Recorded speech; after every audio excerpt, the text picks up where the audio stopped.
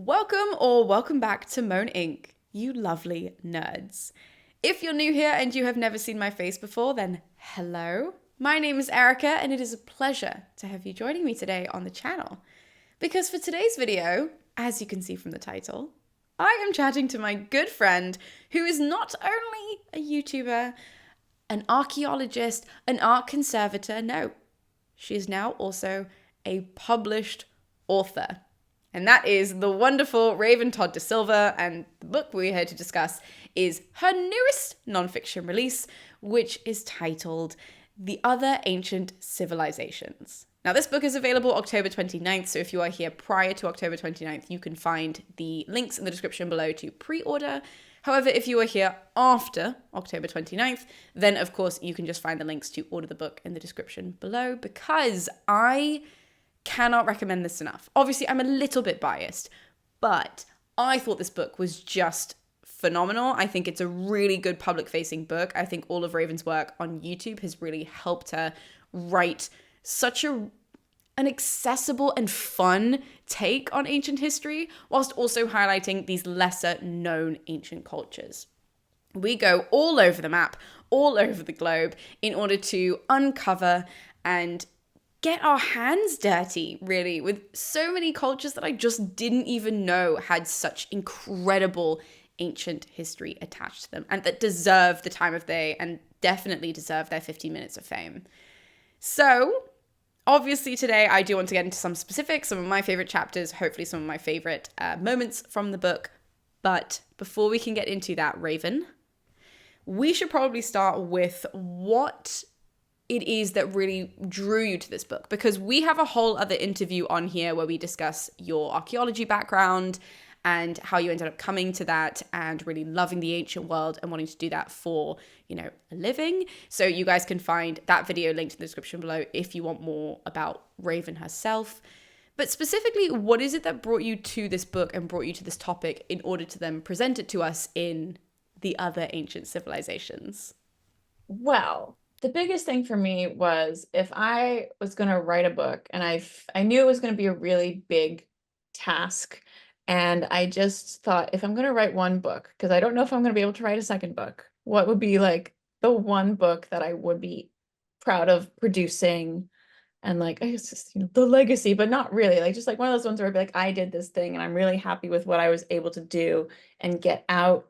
And I always loved bringing up these like lesser known cultures and civilizations up in my channel, and it seemed like my audience really liked them, and I thought, well, why don't we just give everybody that deserves their 15 minutes of fame those actual 15 minutes of fame, and just really be able to go into those deep dives where a lot of times we're not even able to do so with popular media, or just how we're taught history growing up and what we're exposed to. And I just really love being able to give someone like a resource and a jumping off point for exploring history in a way that they've never done so before, and also to be that really cool person at the museum where they know that really niche thing and they're able to point at it and actually go and appreciate a quieter corner of the museum instead of having to always bustle through the crowds and see the the big monuments, the shiny things that everyone wants to go to. So actually, you talking about your YouTube videos and like looking at what your audience really liked as well. So, because you have so many chapters in here, I mean, it is mental how many different cultures you get into, how many cultures you highlight in such a wonderful way, which we'll talk about in a bit. But based on the whole YouTube audience, were there some that were just non-negotiables? Like when you sat down to write the book, you were like, that video, or my audience seemed to be really into that, so that's definitely going in the book because people seem to have a hunger for it. For sure, yeah. My Indus Valley video is like to date my top performing video, and I still don't know why or how. It's one of those ones where like I put it out and then 2 years later it just hockey sticked. It went right up to like hundreds of thousands of views, and I don't understand the algorithm. I'm very thankful for the algorithm. Don't understand it. So people really seem to draw to that one, and I was really happy about that because I really loved making that video.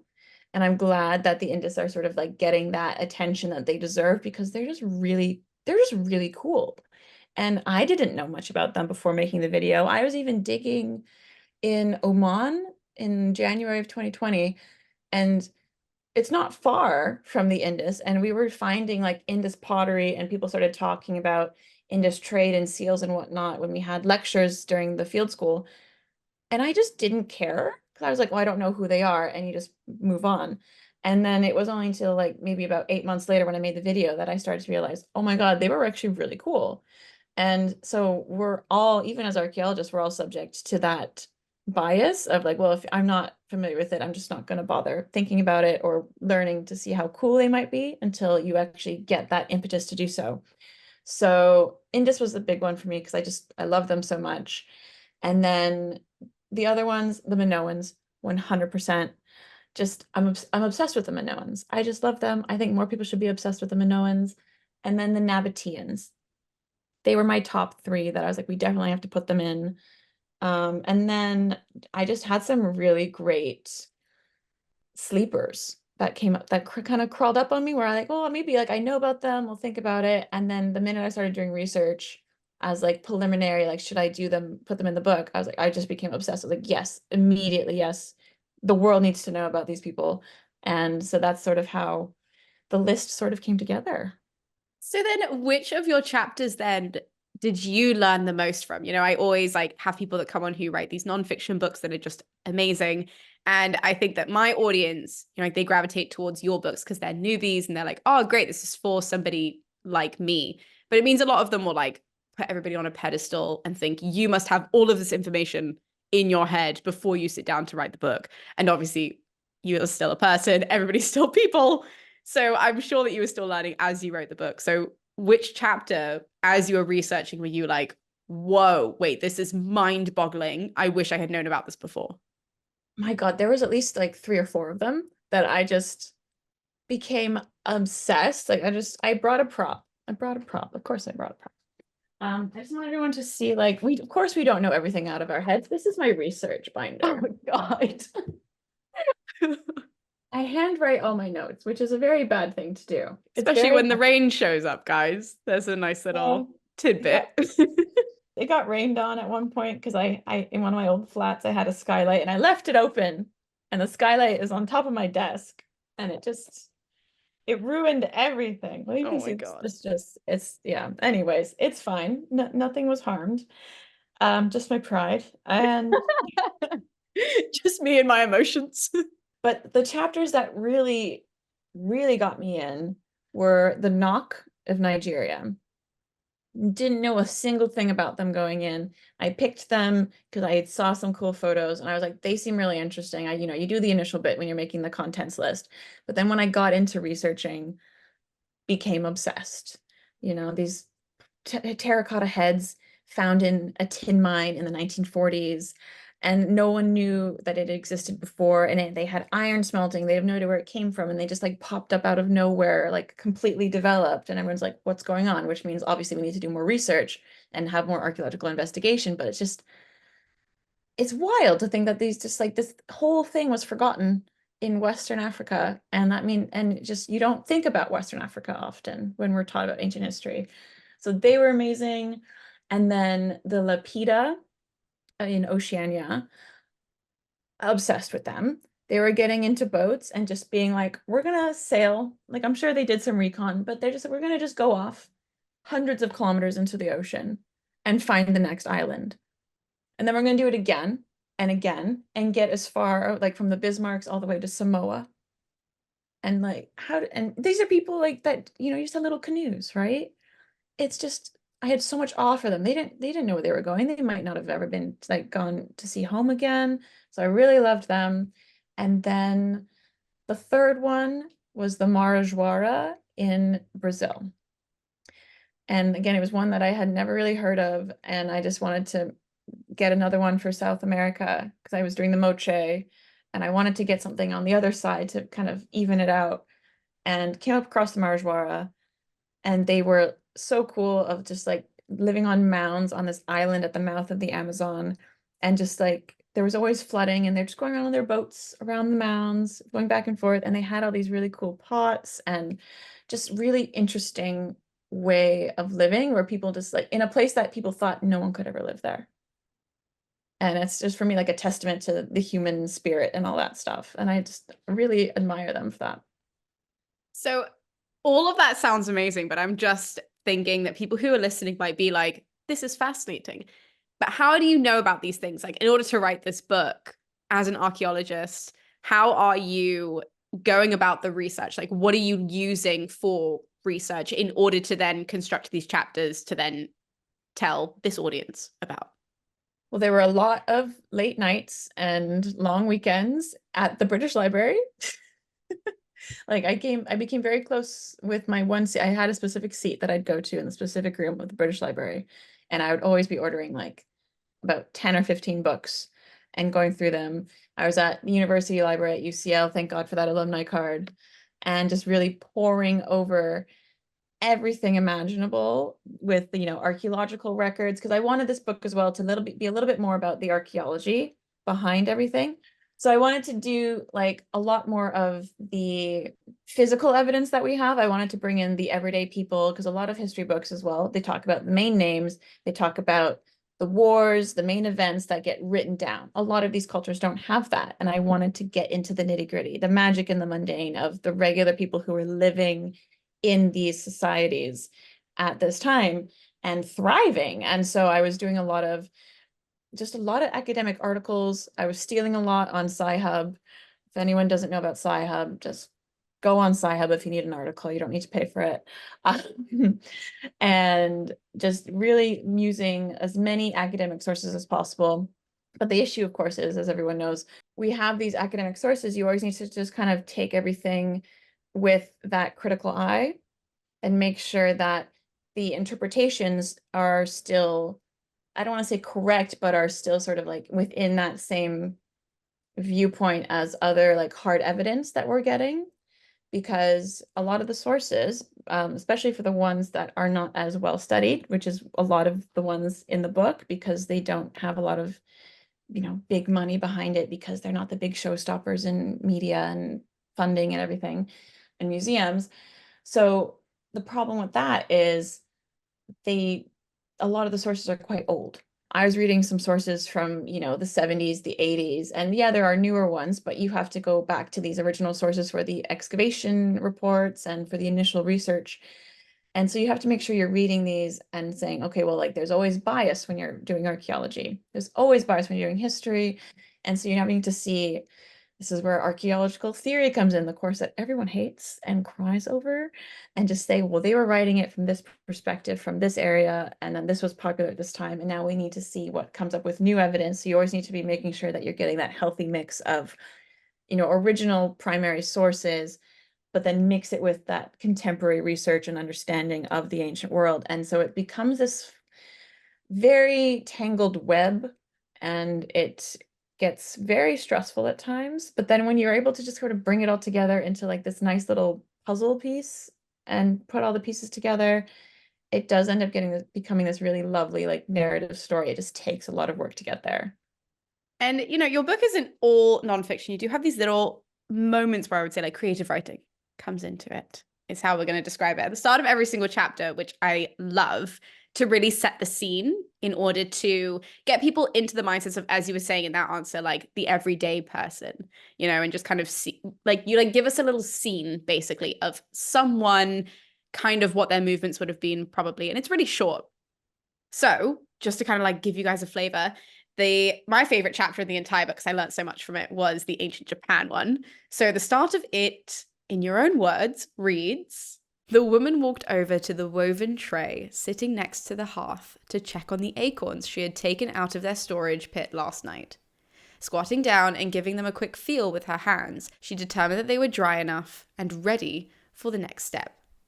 The woman picked up the tray, careful not to let any acorns roll onto the ground, and carried it over to the grinding stone at the entrance of her house. She always liked to prepare food in the fresh air and interact with the others in her settlement while they were going about their own daily tasks. And that's on page 109 for anybody who has the book or anybody who is about to get the book. So that's just kind of to give everybody an idea, but why did you decide to start the chapters that way for a nonfiction book, to kind of throw us in that way to understand the viewpoint of these people? I think a lot of that came through with my YouTube experience, if that makes sense, where you're always kind of thinking, what's the story? You would know this when you're making your videos as well. Like you're kind of going into this part of, I need to make a video about this very academic sort of, factual thing. How do I grab people? How do I bring them into that story? How do I let them like get as excited about it as we are? And I love when we're working in the field, sometimes you can't help it. If you are a scientist, you have to stay, within this academic mind. But you do make up stories as an anthropologist, as someone who studies people of the past. It's your whole job is to sort of like write down and study the story of humankind, right? It's a story. And that's how we can relate. That's how so much history has been passed down from generations, or these oral histories and folklore, really kind of embedding culture.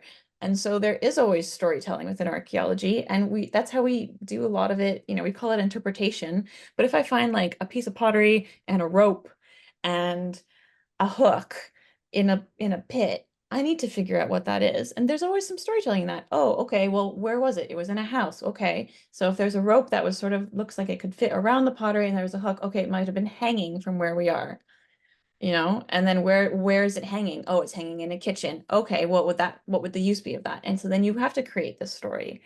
And you do lose a lot of the humanity a lot in like the factual telling of archaeology.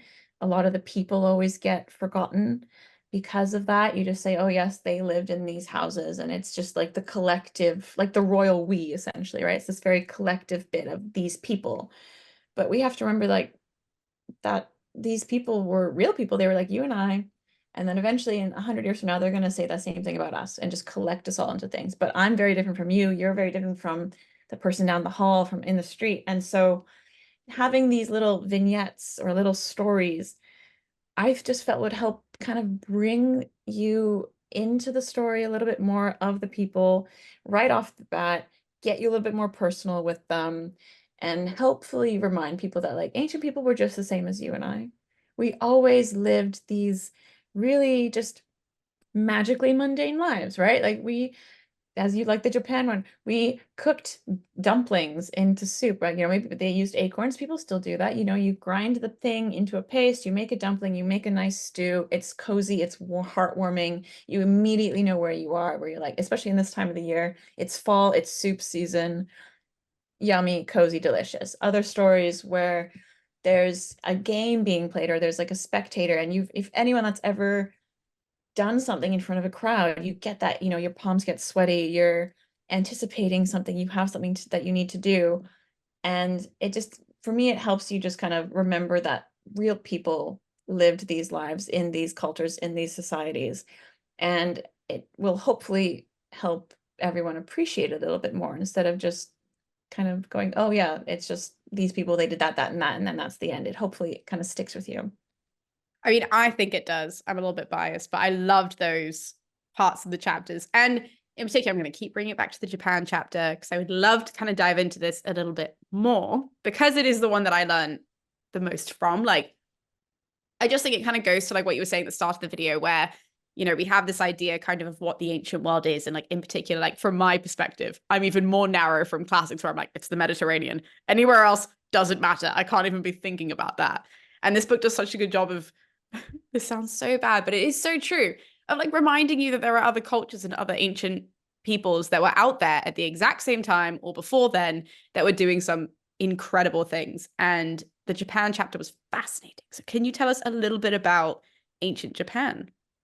Yes, this one is the oldest culture that I write about in my book. It is, I was also astounded because again, I've never really thought about ancient Japan until I tried to write this book. And so I wrote specifically about the Jomon of ancient Japan. And it was such an interesting period because the way that it is categorized, because it was so, I guess I don't want to say the same, but it was very, static for such a long time that it just covers this huge span of millennia. Whereas, Rome was what, 1,000 years? The Jomon period in Japan, 10,000 years. Crazy. It's wild. And within that time, places were rising and falling, new orders are taken over within a few thousand years, but they were able to maintain this like relatively uninterrupted cultural tradition, and it lasted for millennia.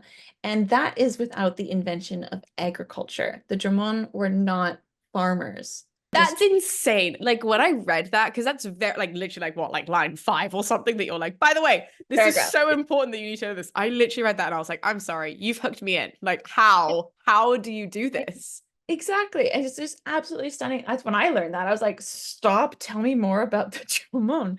And it's just amazing because you think 10,000 years, look at what we've done in the last 150 years technologically. And they just were like, no, we're happy not inventing agriculture. And because of that, though, a lot of people think, oh, the Jomon's boring, right? They probably weren't doing anything for these 10,000 years. But like, excuse me, they were really cool. They were hunter-gatherers. They were what we call in archaeology collectors, which I was is, gonna ask you about this because literally, like, again, this is like first paragraph stuff. And I was like, I'm sorry, what is a collector? If yeah, help. yeah. So it's not agriculture. They're still hunter-gatherers, but they're also like, it's like intensive subsistence strategies. So they become specialists in like relying on a very small number of resources, such as like fish, marine mammals, acorns, chestnuts, these sorts of things, like nuts and seeds, legumes, things that are very easily collected within a certain area of influence that you can get to easily, right?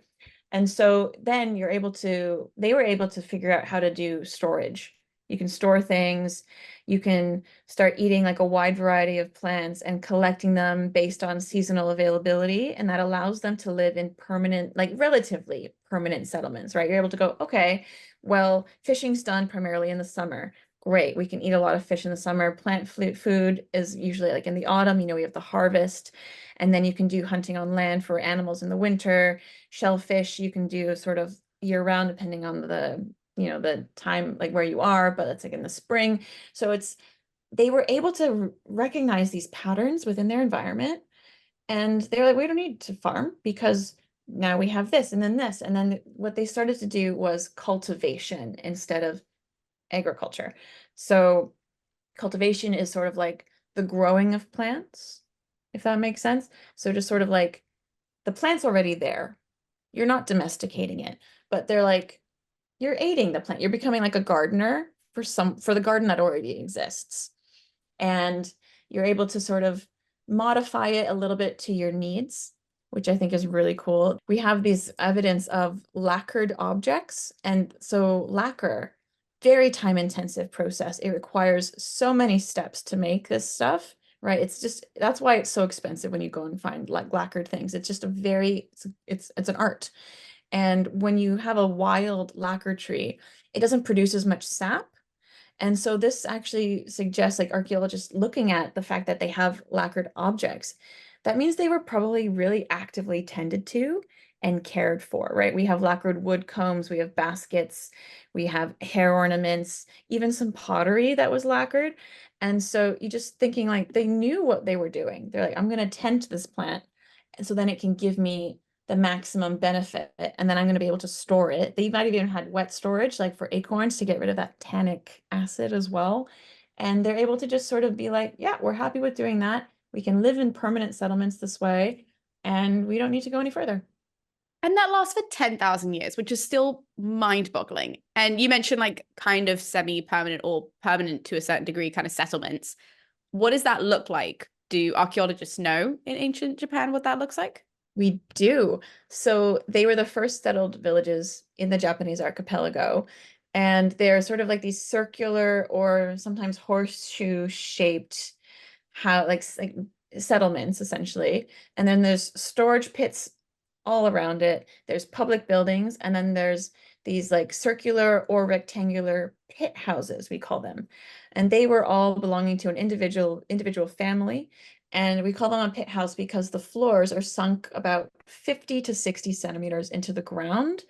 And then above it, there's these like raised up support posts and things where the roof would have been, and rafters, and like it was all thatched roofs essentially. And so they were sort of vaulted that way, but then they're just lowered a little bit into the ground. And there was usually like a hearth as well. Some houses as well had stone altars and standing stones inside of them. Some of them had these like stone bars. So they were definitely living there multi-generationally. And but they also could have served these other functions, held deeper meanings, because we found these, these altars and things. So people were having these rituals, which sounds spooky, and everyone says archaeology is ritual and everything. But a ritual is just something that you do repeated over a certain amount of time in a certain way, right? We all have rituals. So it's just sort of these traditions that get like solidified because they're able to stay in one place for a little bit longer. They're able to build these more sort of permanent things in order for them to continue these rituals and traditions. So there was probably as well larger buildings that we found that have been interpreted as public buildings for community rituals, community activities, so exchanging goods with other settlements, which helps with that collector mentality and the cultivation, because if you're by the sea, you're going to have a lot more access to marine life, where if you're more in the woods, you're going to have a lot more land animals, so that everyone can sort of share and have a lovely little trade system going on, and everyone is well fed and has this huge variety of diet. See, like, this is just so mind-boggling to me. And I think from doing this channel, I speak to so many different people. Obviously, that's, what we both do on our channels. You collaborate and you speak to people and you speak to experts as well as YouTubers and authors and all of that. And whenever I hear these crazy stories, I'm always like, God, this is so fascinating that it deserves to be read about, it deserves to be learned about way more. And I was wondering, from your perspective now, diving into these cultures, why do you think, now from like a public facing perspective, that more people don't know about these cultures? Like, why do you think that the media or whoever it is, the overlords, have decided, no, we're not going to learn about those because that's not as interesting as, bear in mind, like the same 5 facts that the media, again, will push out about ancient Rome because they only discuss like 5 things. It's always 5 things. It's like Julius Caesar, Augustus, and then like the fall of Rome. And that's it. That's it. Whenever somebody is like, oh, you do ancient Roman stuff, I know Julius Caesar. I'm like, please, no, no more. Or like the military. Oh, Hadrian's Wall. And you're like, it's just there's so much more. I think one, there's more people that study it, like these bigger ones. So it's easier to find someone to speak on something and to find an expert that's willing to come on camera and talk about something or write a book about something. But that also goes to the popularity. I think from my perspective, from what I've seen, we get a lot of the ones that are heavy with historical documentation. They have written evidence. Because if you have written evidence, of course, it's very biased, but it just makes it easier. It makes it a lot easier, right? And so it just helps everybody at this point. If you can like have a tome and someone tells you exactly what happened, even if they are biased, they might have lied, but at least it helps. And it's a lot harder with these lesser known ones. Also, there's not a lot of gold. Egypt's got a lot of gold, a lot of shiny things, big monuments, right? We have the Colosseum, we have the Acropolis, we have the pyramids, we have Machu Picchu. And so these are the big things that people can flock to. They're the ones that were able to kind of have these bigger visual representations. And so it's easier for public dissemination, for research, things like that. Whereas the smaller ones, it's harder to get grants for archaeologists to study them, right? It's harder to get those sort of research going. And then if they are done, because they're smaller, they're usually a lot more insular within that country. And therefore, they're usually written about in the language of that country. And so, we get a lot of things because English, for better or worse, is the dominant language for a lot of public dissemination and these big channels and TV and Hollywood and everything, even for scientific discourse, really. We don't get a lot of that translated into English, and therefore we don't have access to it. And that was a big challenge for me with a few of these chapters, was finding sources that I could either just translate easily or that were in English for places that were very much like locally known or lesser written about in English. So like the Marajoara, for example, there's so much in Portuguese. And my ancestors are probably very disappointed in me I because was I about to don't. say, Raven, come on. This is when you No, could have pulled the Portuguese card and you're like, nope, sorry, not for me. I was never taught. I blame my family. It wasn't me. But there's especially like that, or like, finding Russian sources for the Scythians. I cannot. Like Portuguese, I can maybe like find like 5 words where I'm like, okay, if they swear in the port in it, I got it. I know the swear words. That's it. But I can't even read the Russian alphabet. And so, it is one of those things where you have to try your best to get the sources that are available to you. So, I know that there'd be so much more opened up for all of these cultures and civilizations and societies where if we were able to sort of let everyone just push it out there and give them that 15 minutes of fame and just to see like what people connect with and sort of again using these stories not of rulers or of big massive events. Everyone loves a good war. I get it. Wars are fun and exciting, and maybe they're not fun, but they're fun to read about and they're exciting. And I think we just need to change our tactics as public archaeologists, as science communicators, especially within the media, to say like, yeah, that's fun and interesting, but we also can make this stuff fun and interesting. And I think that's sort of what we need to be doing a lot more of. I think that's so interesting that you say that because when I recently spoke to Dr. Amanda Padani, and also the same thing was kind of echoed with Dr. Eckhart Fromm as well when talking about the Near East, that they were saying actually they have more sources than like anyone has with all of those like teeny tiny tablets. There's just Yes. hundreds of thousands of them. But the issue is that they're all mundane stories and they're not like the big war, like you were saying, or like the big emperor, the big ruler. Like, yeah, there are some references to them. And like, obviously, there are some incredible tablets that are about them. And then we have the Gilgamesh tablets. But the vast majority of them are just like, here's a complaint that this person was very unhappy with this service. And so we have it written down. Or like, here's a letter from one person to their family or to their friend or whatever it is.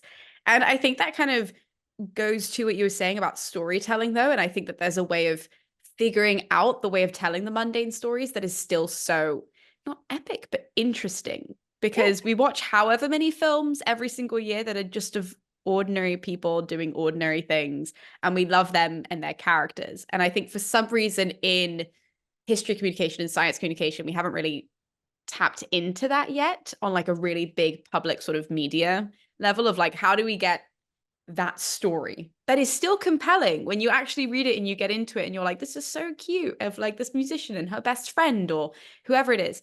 How do we Yeah. then push that out to people that then they are like, oh, that's just like my friend at school, just like, this person that I know, and get them interested in that? 100%. Like speaking of Amanda Padani, I remember you brought it up and I'm obsessed with him. The copper guy who sold bad Oh, copper. Anatsa. We love And him. we love him. And you see the memes. The memes are everywhere, right? And he's just a regular dude that was a little bit maybe of a grifter. He sold some bad copper. He made his whole imagine a movie about him and he gets into a hijinks because he sold the bad copper and all the like mafia people, I don't know, the versions of ancient versions of mafia people go and try and hunt him down because they sold him bad copper and he has like X amount of time to pay them back because I'm sure that happened at some point, right? Absolutely. They find him, they threaten him. There's a movie that's like every mob heist movie that we've ever seen, but in the ancient world. But that's such a good point because, like that, like you said, there are memes. Like Dr. Padani was telling me, like there are t-shirts. Like there's like a whole Yes. social media movement. She was like, "Why does everybody love Aeon People even she was telling me like they'll comment, and this is like in the video. You guys can go and listen to her say this.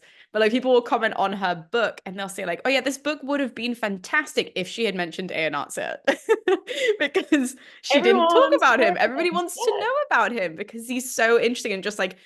This idea that somebody wrote a complaint letter, like that just shows that there is a way of communicating these mundane stories in such a compelling way. I think you've done a great job in this book with that Thank you. in so many different ways, from like, not only pulling out the big facts in the beginning, but also to then giving us the creative writing side of it, and just kind of like pulling us into these ordinary people, but not boring people. And I think that's the key.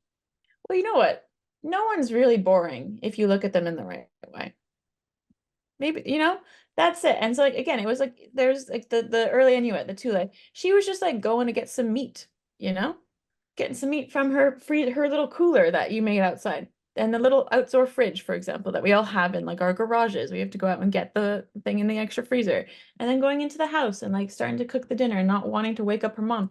And I just think like if you're able to just kind of bring it that way, like everyone's life is a, maybe some are more exciting than others, but that's also like on a scale. But we're always able to find that if you can to just find that little bit that can just like draw you in and just at least give you enough familiarity to be like, I'm interested. I'm now into their lives, right? Like we see that so many times with just good storytelling in so many books, like, so many fiction books, right? You can read the most mundane story about a couple living their lives and you're obsessed. You're like drawn into it immediately. And like, was it Normal People? Just normal people, which sounds really, I've not read the book. But I think no, I think that's such an important point because Yeah. that's the key that like you were saying, everybody's interesting to some degree. Like nobody's actually boring. I think it's just compared to, again, like when we look at ancient Rome, it is like the big dogs. So we have these ludicrous stories where you're like, hold on, I am really intrigued by this because this is so otherworldly, right? That's why those stories are interesting. They're almost, and I always describe it this way, like fantasy. That's our version of fantasy. We're reading these crazy people at the top of society. They all know each other. They're all horrible for the most part, and we love it. But also, there are the normal people who are not boring because that's where we connect with them. That we're like, oh, they're watching this madness unfold. They're the people who are in the market, in the forum. Like you said, that girl who's, just trying to get the food from her little cooler and bring it in. Like all of those things are not boring because we can go, oh my God, that's just like me. Yeah, that relatability, that authenticity, I admit I love the Julio Claudians. They're wild. I want a reality show based off of them, like just like a fake one or just something. Like I feel like we put them all in a room. They were just so much fun to watch. But imagine being that person watching that happen, right? The people, the gossip. I want to know the gossip. I 100%. want to hear the I want to stories be that, down the tavern whilst all yeah, that's kicking up. Like, I want to be down at the tavern with all my mates being like, did you see that this happened? And it doesn't really affect us immediately. It will affect the laws, but like, bro, like, right. Like that's who I want to know the perspective of. What were they saying? 100%. Look at how many people watched the presidential debate versus how many people watched people make TikToks, like watched all the TikToks about people commenting on the presidential debate and, making the memes, doing the commentary, gossiping over here, who she said, all this stuff. Like, that's what I'm interested in. 100%. So, who of all of these chapters do you think, obviously, I'm not saying do this, but like, do you think could have a whole book dedicated to them that you think like people would love to know? Like, I only had to include this, but people should know way more about this because they would love to hear way more about this. Ooh, that's a good one. I'm gonna go with Dilmun in Arabia. Really? Why? That's so funny because literally when I was talking to Dr. Padani, she mentioned Dilman, and I was like, Hey, oh, great minds. She's the greater mind. Dilmun was sort of like modern day Bahrain, mostly like on that island, but there was like a little bit on the coastline of like what is that like Arabian Peninsula there as well. And they were like traders. There was like a lost trading port of Arabia is what I called it as like the subtitle to try and get people excited. actually, guys, I think that is where, if I'm not mistaken, that's where Aenacia, the guy that sold him the bad copper, went.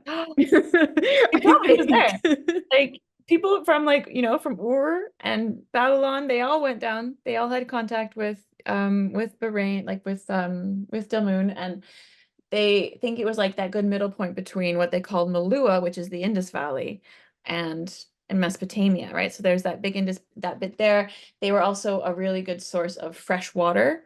You have to like go down.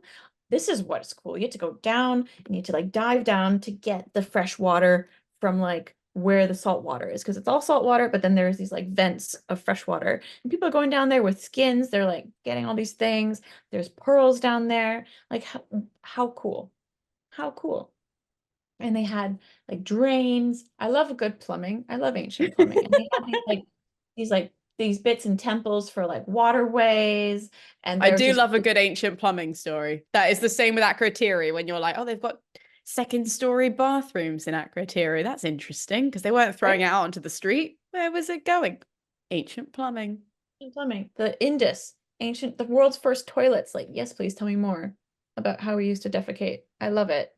All, the Minoan plumbing, the Olmec had plumbing as well. They had like waterways going through everything. Like, it's just Really fascinating. fascinating because they lose that in medieval times. And whenever I Right? catch up guys in history and I'm like, I'm sorry, how did we get here, guys? Like what We used to be, what happened? we've fallen. Like, you just said Indus Valley, they have toilets. They've got a whole plumbing system. Bro. Anyways, this is a whole other I know. conversation. But Back to yeah, Dillman. I love Dilmun. What else is really cool about Dilmun? We don't know if they were illiterate. Like, obviously, they probably weren't illiterate, but they didn't have their own writing system, right? And you'd think that they're interacting with two very powerful civilizations. You've got, Mesopotamia, you've got the Indus. They both have writing systems. We still haven't figured out the Indus one yet, but they're not using one or the other. They're not even having their own. And what are they doing? But because it's a trading port as well. Imagine like all big international like trading cities, even nowadays, they're just like a melting pot of just different cultures and everybody kind of just living together and all these people passing through. So imagine the stories that you would get. Imagine just the people from far off lands and just like the people, oh, I was over here, and oh, I'm coming on a ship from over there, and I'm going this way and that way. And then the different goods that would trade hands and the ideas and the thoughts and the culture that would just mix in and the religions and everyone just like chilling and living there, having a great time, swapping money hand over fist, collecting pearls. I love this. And it's just like it's a really cool one, and I didn't know much about them, even as being like a Near East person. I didn't know much about Dilmun. And they definitely deserve like a little bit more, if people love ancient Mesopotamian stuff, they need to talk about more about Dilmun. Okay, so you've mentioned Indus Valley as well as off the back end of Dilmun as well. So like there are a couple of sites I'm just thinking you've mentioned a few times, and my viewers love some extra reading. So as soon as you were saying about Dilmun, do you have any further readings? Like what books do you think do a really good job that other people can jump to after your book if they really like that chapter? But also I guess with the Indus Valley as well, just because we've mentioned that a couple of times. Do you have any further reading for people about that site as well?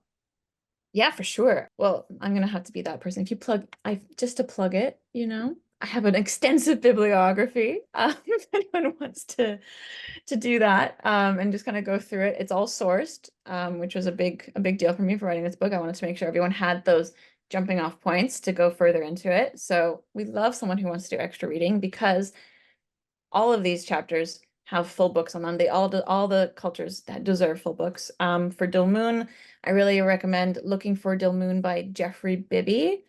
It's a really old book, but it was, it's from like the 60s, I think, it came out in 1969. But it's kind of that initial bit, right? Of the him kind of doing all this detective work, quote unquote, looking for Dilmun, because it's one of those ones that was, the lost trading port of Arabia type thing. So it's one that wasn't really done, like found really until this last century. So that's pretty cool. So I like that one. I was like a good jumping off point for just starting off your journey with Indel Moon. There's, newer books out.